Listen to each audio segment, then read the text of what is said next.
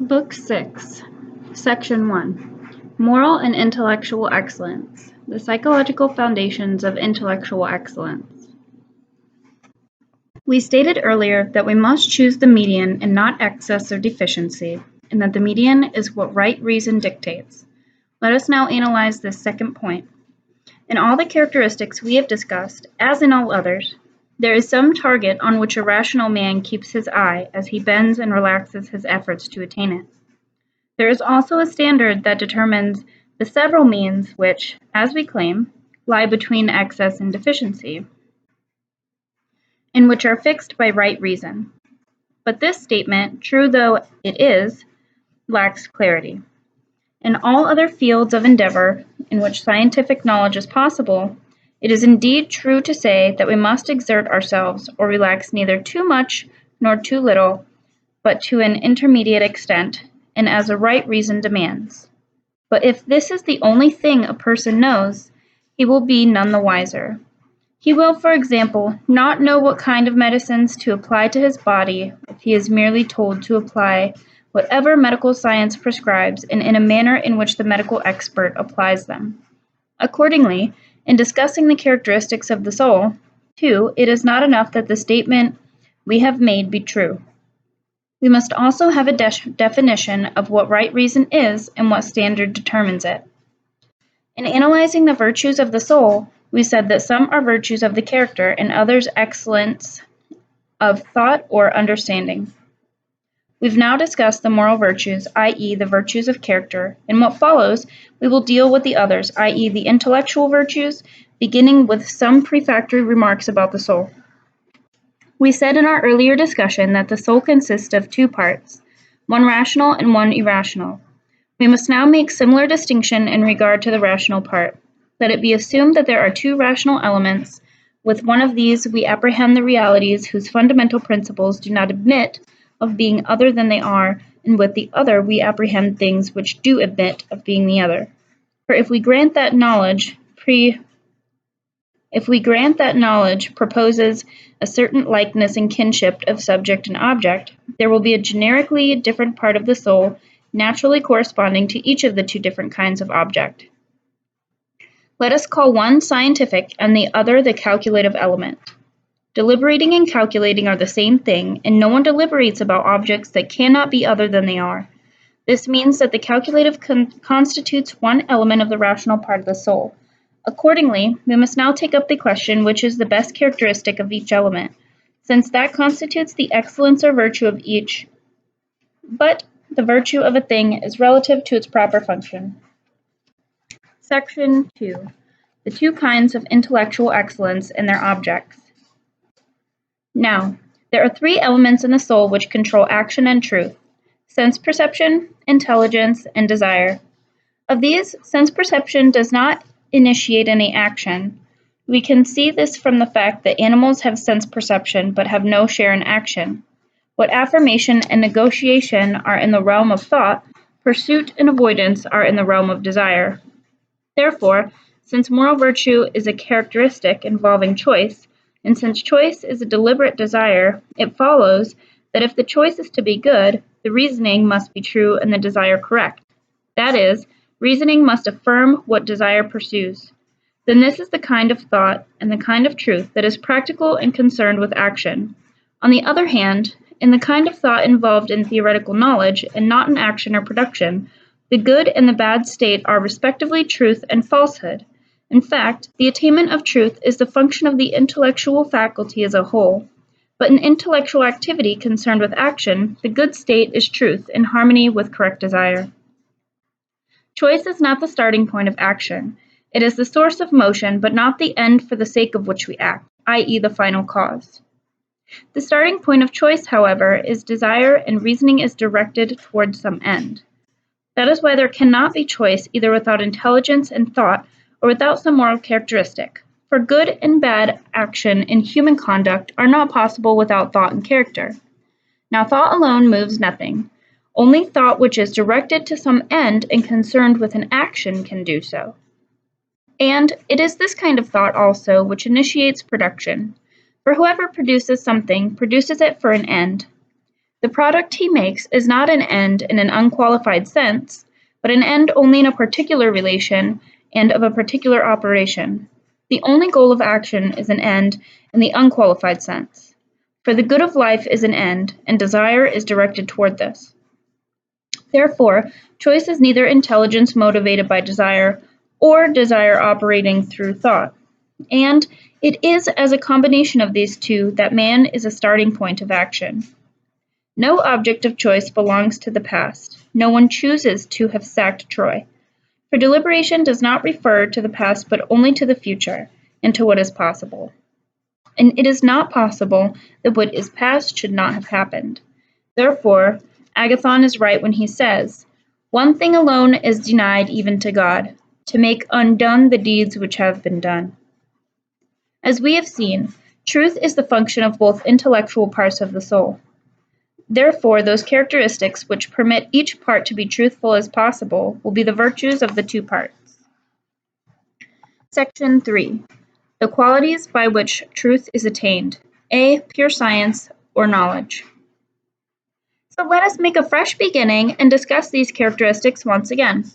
Let us take for granted that the faculties by which the soul expresses truth by way of affirmation or denial are five in number: art, science, practical wisdom, theoretical wisdom, and intelligence. Conviction and opinion do not belong here, for they may be false. What pure science or scientific knowledge is, in the precise sense of the word and not in any of its wider uses based on mere similarity, will become clear in the following.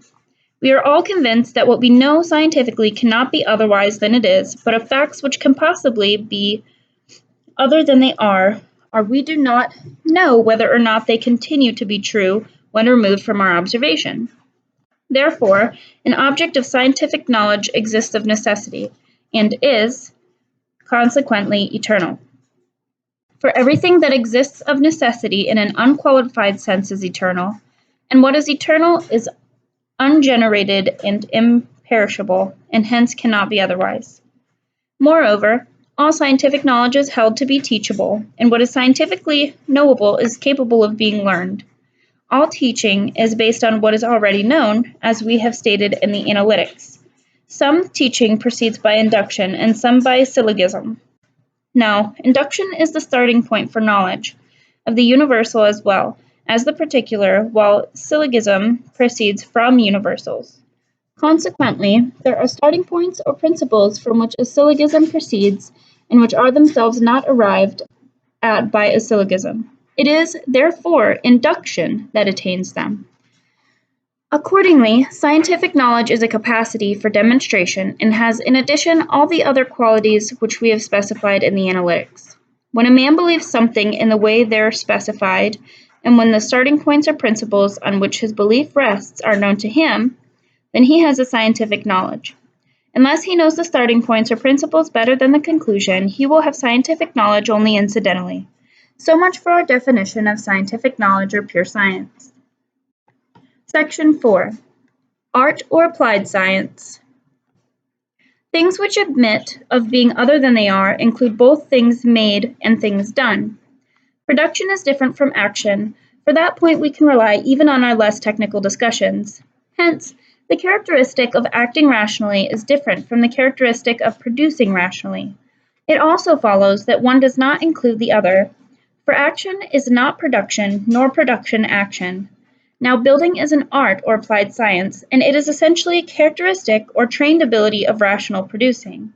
In fact, there is no art that is not a characteristic or trained ability of rational producing, nor is there a characteristic of rationally producing that is not an art.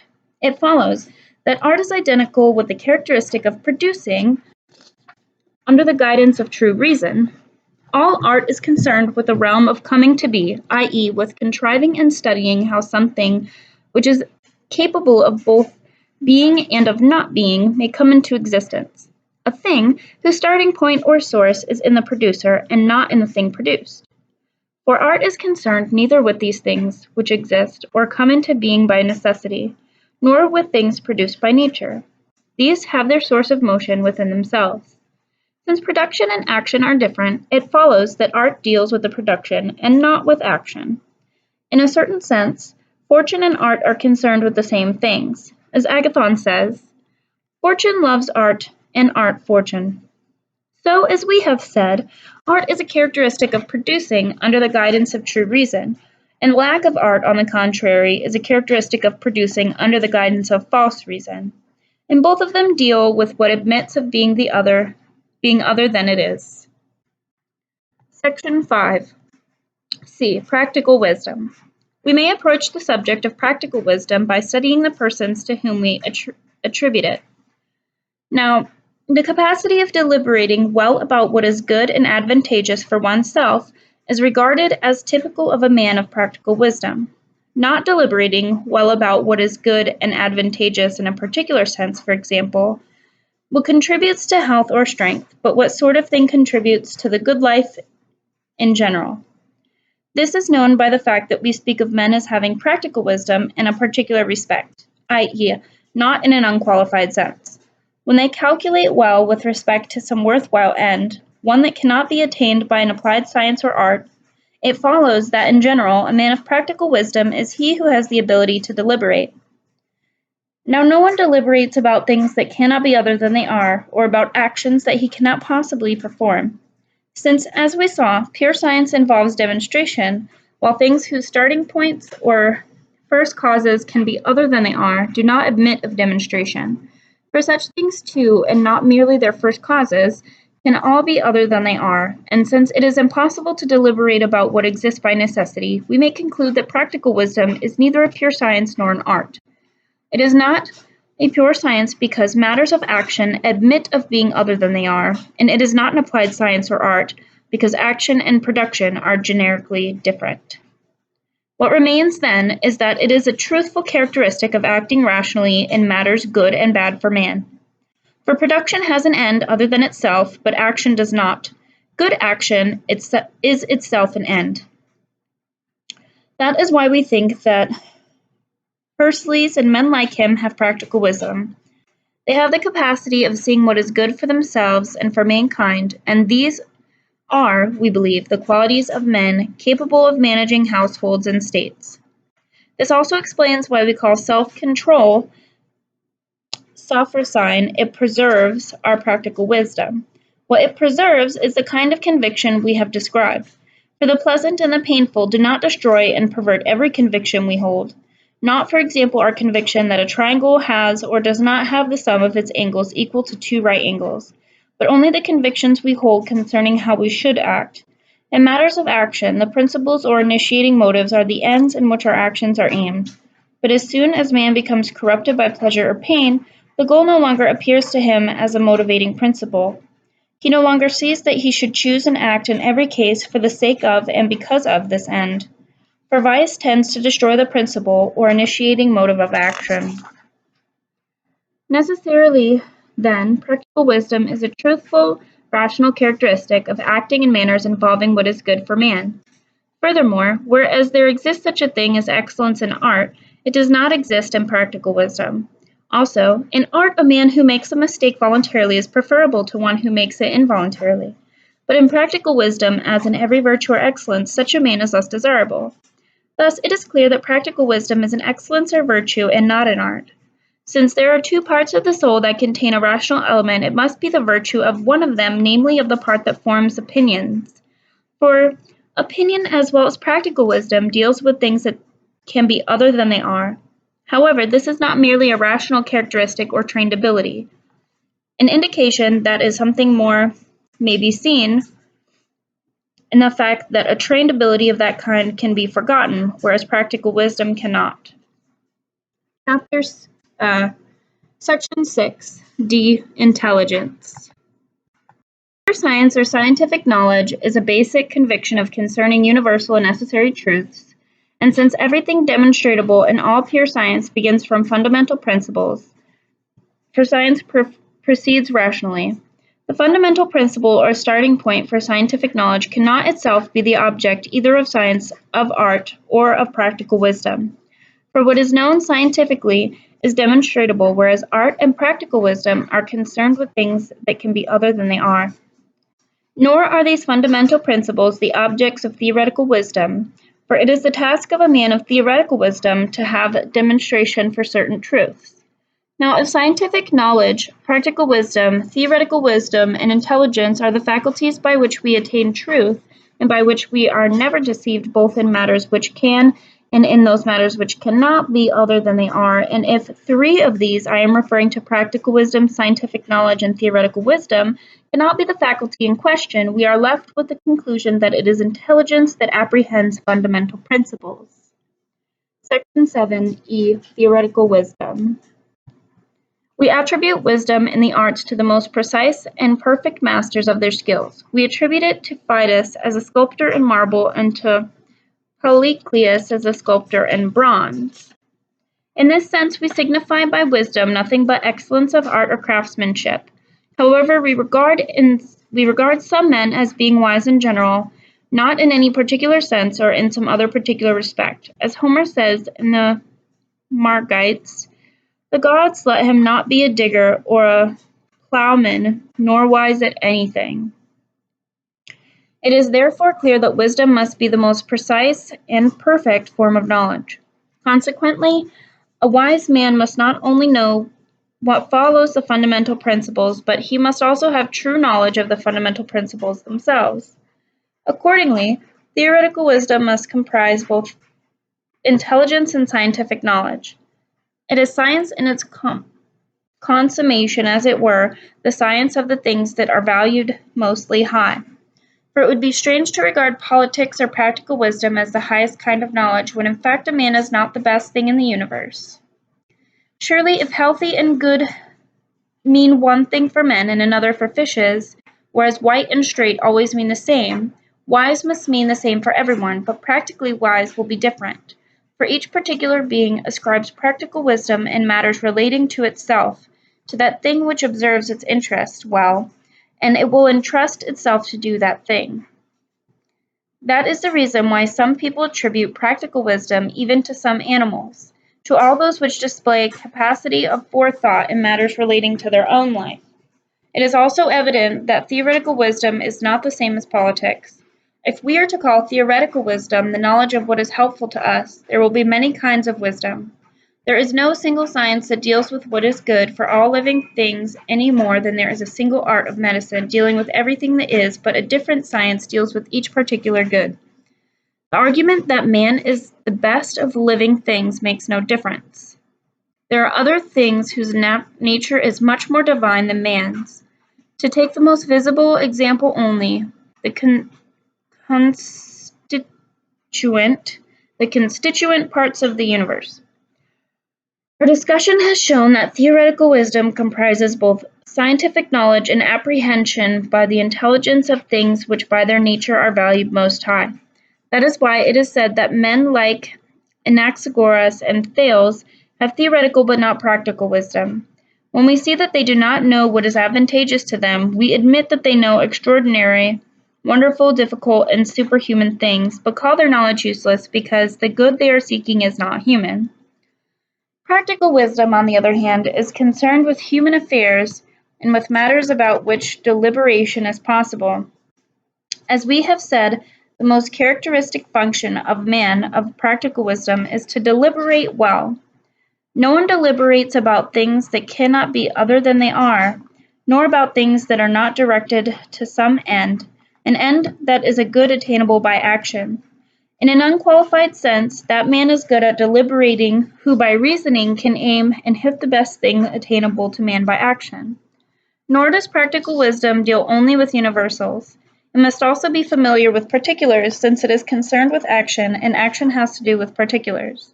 This explains why some men who have no scientific knowledge are more adept in practical matters, especially if they have experience, than those who do have scientific knowledge. For if a person were to know that light meat is easily digested and hence wholesome, but did not know what sort of meat is light, he will not produce health, whereas someone who knows that poultry is light and wholesome is more likely to produce health. Now, practical wisdom is concerned with action. That means that a person should have both knowledge of the universals and knowledge of particulars, or knowledge of particulars rather than knowledge of universals. But here, too, it seems there's a supreme and comprehensive science involved, i.e., politics. Section 8. Practical Wisdom and Politics. Practical wisdom and political wisdom are both the same characteristic, but their essential aspect is not the same. There are two kinds of wisdom concerning the state. The one which acts as practical wisdom, supreme and comprehensive, is the art of legislation, and the other, which is practical wisdom as dealing with particular facts, bears the same name, in which everyday speech is common to both kinds, political, and it is concerned with action and deliberation. For a decree, unlike a law, which lays down general principles, is a matter for action inasmuch as it is the last step in the deliberative process. That is why only those who make decrees are said to engage in politics, for they alone, like workmen, do things. It is also commonly held that practical wisdom is primarily concerned with one's own person, i.e., with the individual, and it is this kind that bears the name practical wisdom, which properly belongs to others as well. The other kinds are called household management, legislation, and politics, the last of which is subdivided into deliberative and judicial. Now, knowing what is good for oneself is to be sure one kind of knowledge, but it is very different from the other kinds. A man who knows and concerns himself with his own interest is regarded as a man of practical wisdom, while men whose concern is politics are looked upon as busybodies. Euripides' words are in this vein. How can I be called wise, who might have filled a common soldier's place, free from all care, sharing an equal lot? For those who reach too high and are too active, ... For people seek their own good and think that this is what they should do. This opinion has risen to the view that it is such men who have practical wisdom, and yet surely one's own good cannot exist without household management, nor without a political system. Moreover, the problem of how to manage one's own affairs properly needs clarification and remains to be examined. An indication that what we have said is correct is the following common observation. While young men do indeed become good geometricians and mathematicians and attain theoretical wisdom in such matters, they apparently do not attain practical wisdom. The reason is that practical wisdom is concerned with particulars as well as with universals, and knowledge of particulars comes from experience. But a young man has no experience, for experience is the product of a long time. In fact, one might also raise the question why it is that a boy may become a mathematician but not a philosopher or a natural scientist. The answer may be that the object of mathematics are the result of abstraction, whereas fundamental principles of philosophy and natural science come from experience. Young men can assert philosophical and scientific principles, but can have no genuine convictions about them, where there is no obscurity about the essential definitions of mathematics. Moreover, our deliberations error is possible as regards either the universal principle or the particular fact. We may be unaware either that all heavy water is bad, or that the particular water we are faced with is heavy. That practical wisdom is not scientific knowledge is therefore evident. As we stated, it is concerned with the ultimate particulars, since the action to be performed are the ultimate particulars. This means that it is at the opposite pole from intelligence, for the intelligence grasps limiting terms and definitions that cannot be attained by reasoning, while practical wisdom has its object the ultimate particular fact of which there is perception but no scientific knowledge. This perception is not the kind with which each of our five senses apprehends its proper object, but the kind which we perceive that in mathematics the triangle is the ultimate figure. For in this direction, too, we shall have to reach a stop. But this type of mathematical cognition is more truly perception than practical wisdom, and is different in kind from the other type of perception which deals with the objects proper to the various senses. Section 9. Practical wisdom and excellence in deliberation. There is a difference between investigating and deliberating. To deliberate is to investigate a particular kind of object. We must also try to grasp what excellence in deliberation is, whether it is some sort of scientific knowledge, opinion, shrewd guessing, or something generically different from any of these. Now, scientific knowledge is certainly not. People do not investigate matters they already know, but good deliberation is a kind of deliberation, and when a person deliberates, he is engaged in investigating and calculating things not yet decided. Nor yet is it shrewd guessing. For shrewd guessing involves no reasoning and proceeds quickly, whereas deliberation takes a long time. As the saying goes, the action which follows deliberation should be quick, but deliberation itself should be slow. Furthermore, quickness of mind is not the same as excellence in deliberation. Quickness of mind is a kind of shrewd guessing, nor again is excellence in deliberation any form of opinion at all. But since a person who deliberates badly makes mistakes, while he who deliberates well deliberates correctly, it clearly follows that excellence in deliberation is some kind of correctness. But it is correctness neither of scientific knowledge nor of opinion. There cannot be correctness of scientific knowledge any more than there can be error of scientific knowledge, and correctness of opinion is truth. Moreover, anything that is an object of opinion is already fixed and determined, while deliberation deals with objects which remain to be determined. Still, excellence in deliberation does not involve reasoning, and we are consequently left with the alternative that is correctness of a process of thought, for thinking is not yet an affirmation. For while opinion is no longer a process of investigation but has reached the point of affirmation, the person who deliberates, whether he does so well or badly, is still engaged in investigating and calculating something not yet determined. Good deliberation is a kind of correctness of deliberation. We must therefore first investigate what deliberation is and with what objects it is concerned. Since the term correctness is used in several different senses, it is clear that not every kind of correctness in deliberation is excellence in deliberation. For one, a morally weak or a bad man will, as a result of a calculation, attain the goal which he has proposed to himself as the right goal to attain. He will therefore have deliberated correctly, but what he will get out of it will be a very bad thing. But the result of a good deliberation is generally regarded as a good thing. It is this kind of correctness of deliberation which is good deliberation, a correctness that attains what is good. But 2, it is also possible to attain something good by a false syllogism, i.e. to arrive at the right action, but to arrive at it by the wrong means, when the middle term is false. Accordingly, this process which makes us attain the right goal, but not by the right means, is still not good deliberation. Moreover, it is possible that one man attains his goal by quickly deliberating for a long time, while another does so quickly. Now, long deliberation, too, is not as such good deliberation. Excellence in deliberation is correctness in assessing what is beneficial, i.e. correctness in assessing the goal, the manner, and the time. Again, 4, it is possible for a person to have deliberated well, either in general, in an unqualified sense, or in relation to some particular end. Good deliberation in the unqualified sense, of course, brings success in relation to what is, in an unqualified sense, the end, i.e. in relation to the good life.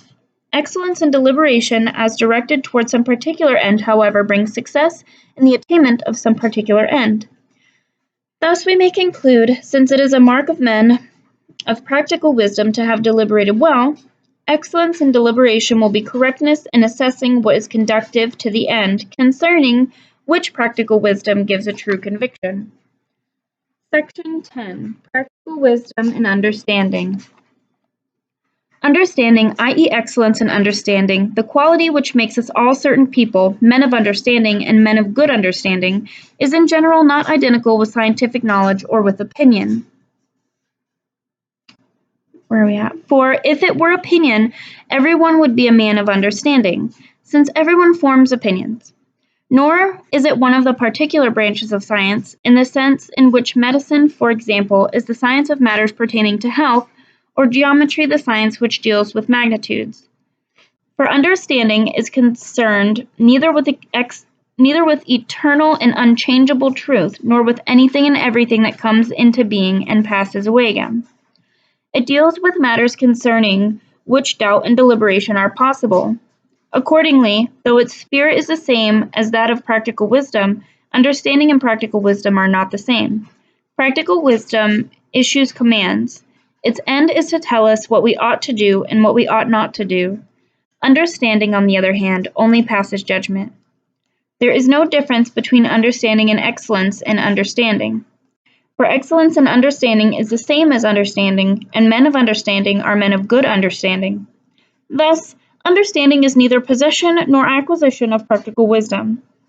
Just as learning is called understanding when a man makes use of his faculty of knowledge, so we speak of understanding when it implies the use of one's faculty of opinion in judging statements made by another person about matters which belong to the realm of practical wisdom. And in judging such statements rightly, for good understanding means that the judgment is right. It is from this act of learning or understanding what someone else says that the term understanding as predictated of men of good understanding is derived. For we frequently use the words learning and understanding synonymously. Section 11. Practical wisdom and good sense. As for what is called good sense, the quality which makes us say of a person that he has the sense to forgive others, i.e., sympathetic understanding, and that he has good sense, this is a correct judgment of what is fair or equitable. This is indicated by the fact that we attribute to an equitable man especially sympathetic understanding, and that we say that it is fair, in certain cases, to have the sense to forgive. Sympathetic understanding is a correct critical sense or judgment of what is fair, and a correct judgment is a true one. All these characteristics, as one would expect, tend toward the same goal. We attribute good sense, understanding, practical wisdom, and intelligence to the same persons, and in saying that they have good sense, we imply at the same time that they have a mature intelligence and that they are men of practical wisdom and understanding. For what these capacities have in common is that they are all concerned with the ultimate particular facts. To say that a person has good judgment in matters of practical wisdom implies that he is understanding and has good sense, or that he has sympathetic understanding, for equitable acts are common to all good men in their relation with someone else. Now all matters of action are in the sphere of the particulars and ultimates. Not only must a man of practical wisdom take cognizance of particulars, but understanding and good sense, too, deal with matters of action, and matters of action are ultimates. As for intelligence, it deals with ultimates at both ends of the scale. It is intelligence, not reasoning, that has as its objects primary terms and definitions, as well as ultimate particulars. Intelligence grasps, on the other hand, the unchangeable primary terms and concepts for demonstrations. On the other hand, in question of action, it grasps the ultimate contingent fact and the minor premise. For it is particular facts that form the starting points of principles for our knowledge of the goal of action. Universals arise out of particulars.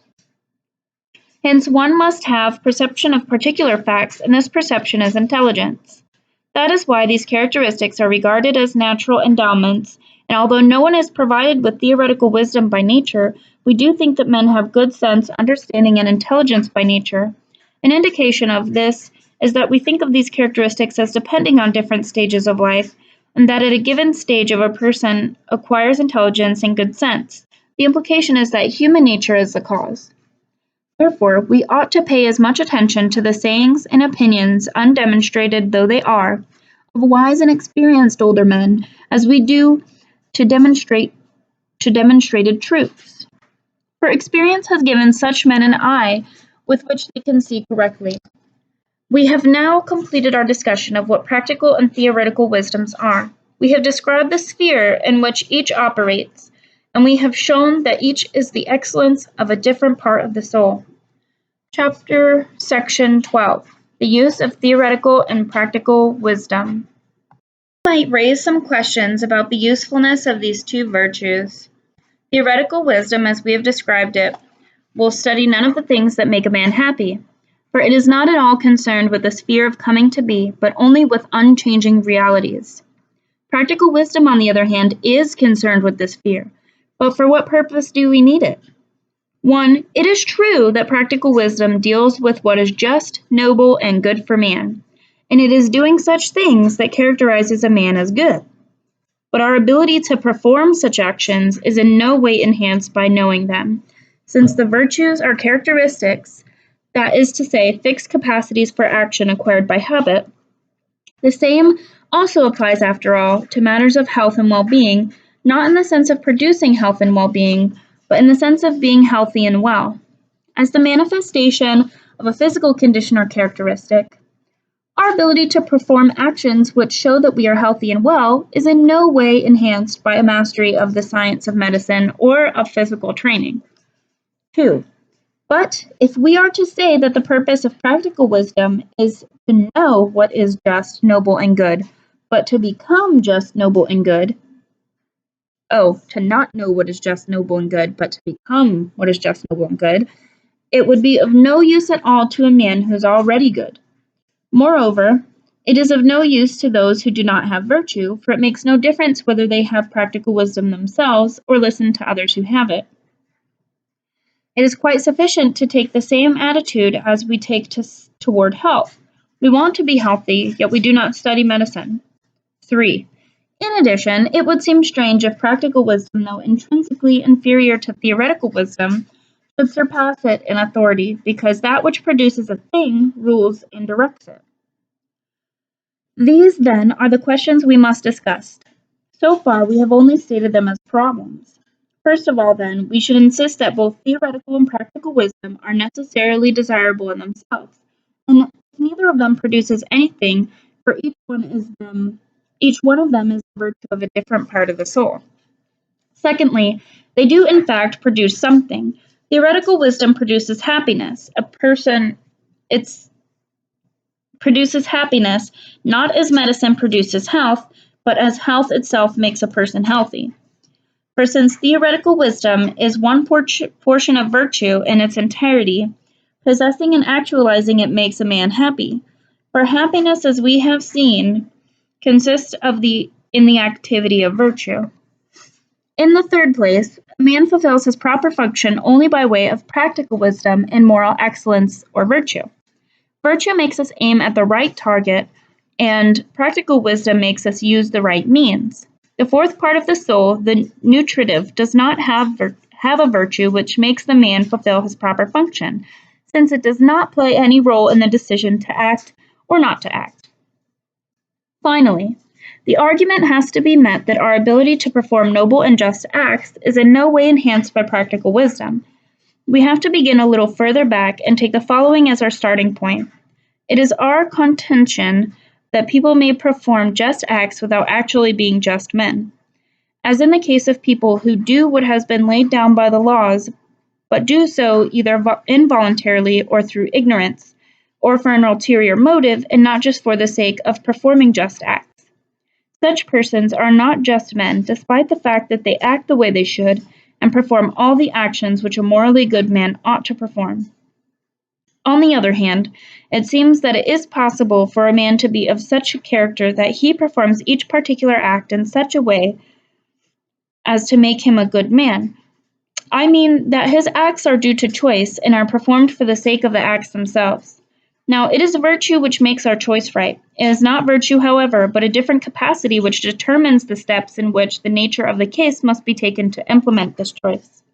We must stop for a moment to make this point clearer. There exists a capacity called cleverness, which is the power to perform those steps which are conducive to a goal we have set for ourselves, and to attain that goal. If the goal is noble, cleverness deserves a praise. If the goal is base, cleverness is knavery. That is why men of practical wisdom are often described as clever and knavish. But in fact, this capacity alone is not practical wisdom, although practical wisdom does not exist without it. Without virtue or excellence, this eye of the soul, intelligence, does not acquire the characteristic of practical wisdom. That is what we have just stated, and it is obvious. For the syllogisms which express the principles initiating action run, since the end or the highest good is such and such, whatever it may be, what it really is does not matter for our present argument. But whatever the true end may be, only a good man can judge it correctly. For wickedness distorts and causes us to be completely mistaken about the fundamental principles of action. Hence, it is clear that a man cannot have practical wisdom unless he is good. Section 13. Practical wisdom and moral virtue. Accordingly, we must also re-examine virtue or excellence. Virtue offers a close analogy to the relation that exists between practical wisdom and cleverness. Just as these two qualities are not identical but similar, so we find the same relation between natural virtue and virtue in the full sense. It seems that the various kinds of character inhere in all of us somehow or another by nature. We tend to be just, capable of self-control, and to show all our other characteristic traits from the time of our birth. Yet we still seek something more, the good in a fuller sense, and the possession of these traits in another way. For it is true that children and beasts are endowed with natural qualities or characteristics, but it is evident that without intelligence these are harmful. This much, to be sure, we do seem to notice, as in the case of a mighty body, which when it moves without vision comes down with a mighty fall because it cannot see, so it is in the matter under discussion. If a man acts blindly, i.e., using his natural virtue alone, he will fail, but once he acquires intelligence, it makes a great difference in his action. At that point, the natural characteristic will become that virtue in the full sense which it is previously resembled. Consequently, just as there exist two kinds of quality, cleverness and practical wisdom, in that part of us which forms opinions, i.e., in the calculative element, so also there are two kinds of quality in the normal parts of us, natural virtue and virtue in the full sense. Now, virtue in the full sense cannot be attained without practical wisdom. That is why some people maintain that all the virtues are forms of practical wisdom, and why Socrates' approach to the subject was partly right and partly wrong. He was wrong in believing that all the virtues are forms of wisdom, but right in saying that there is no virtue without wisdom. This is indicated by the fact that all the current definitions of virtue, after naming the characteristic and its objects, add that it is a characteristic guided by reason. Now, right reason is that in which is determined by practical wisdom. So we see that these thinkers all have, namely, a characteristic guided by practical wisdom. But we must go a little beyond that. Virtue or excellence is not only a characteristic which is guided by right reason, but also a characteristic which is united with the right reason. And right reason in moral matters is practical wisdom. In other words, while Socrates believed that the virtues are rational principles, he said that all of them are forms of knowledge. We, on the other hand, think that they are united with a rational principle. Our discussion then has made it clear that it is impossible to be good in the full sense of the word without practical wisdom, or to be a man of practical wisdom without moral excellence or virtue. Moreover, in this way, we can also refute the virtues exist independently of one another. The same individual, it might be argued, is not equally well endowed by nature for all the virtues, with the results that at a given point he will have acquired one virtue but not yet another. In this case of natural virtues, this may be true, but it cannot happen in the case of those virtues which entitle a man to be called good in an unqualified sense. For in the latter case, as soon as he possesses this single virtue of practical wisdom, he will also possess all the rest. It is now clear that we should still need practical wisdom, even if it had no bearing on action, because it is the virtue of a part of our soul.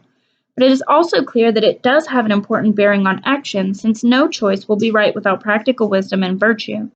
For virtue determines the end, and practical wisdom makes us do what is conducive to the end. Still, practical wisdom has no authority over theoretical wisdom or the better part of our soul, any more than the art of medicine has authority over health. Just as medicine does not use health but makes the provisions to secure it, so practical wisdom does not use theoretical wisdom but makes the provisions to secure it. It issues commands to attain it, but it does not issue them to wisdom itself. To say the contrary would be like asserting that politics govern the gods, because it issues commands about everything in the state, including public worship. This concludes Book 6.